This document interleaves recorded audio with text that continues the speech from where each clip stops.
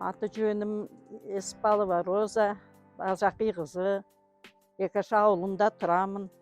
Қазір енді үйде үй шаруашылығымен айналысам. Үйде мал ұстаймыз.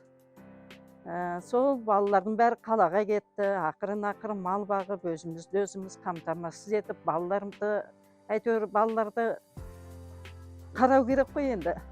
Бәр жағдайларын жасап, сол отырған жай бар.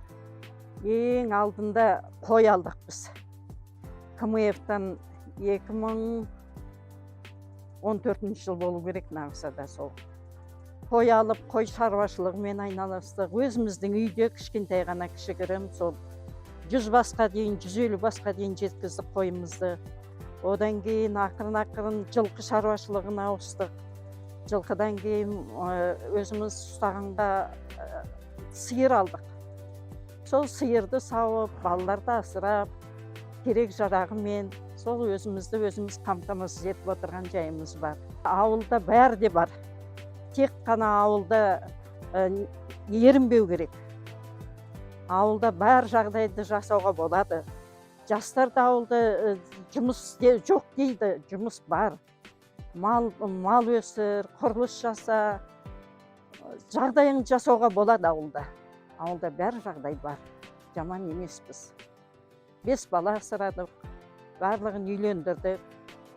Бәрі қазір үйлі баранды Алматыда тұрады. Сол өзіміз әзір ауылдамыз енді, жүріп жатырмыз. Оқыттым, бәр балаларым оқыды, бәрін аяқтан тұрғыздық, бәріне үй алып бердік. Жағдайымыз жақсы, қалада да үйіміз бар. Сол әлі біз ауылдамыз. Егін де себеміз, егістік жеріміз де бар, бақшамыз да бар. Ақырын ерінбейміз. Осы жасқа келсек те жұмыс жүргіземіз ақырындап. Көмек береміз. КМФ компаниясын деп мен таңдағаным, КМФ компаниясы таза, сондай активно жүргізеді. Енді сұраған неңді ақшаңды береді, қолма-қол береді, жағдайыңды жасайды. Сол жағдай жасағаннан кейін мен сол жерде аламын, өзім ыңғайлы. КМФ компаниясына өте ризамын. Неге десе, қысылған кезде сол ақшаны сол жерден алып отырамыз.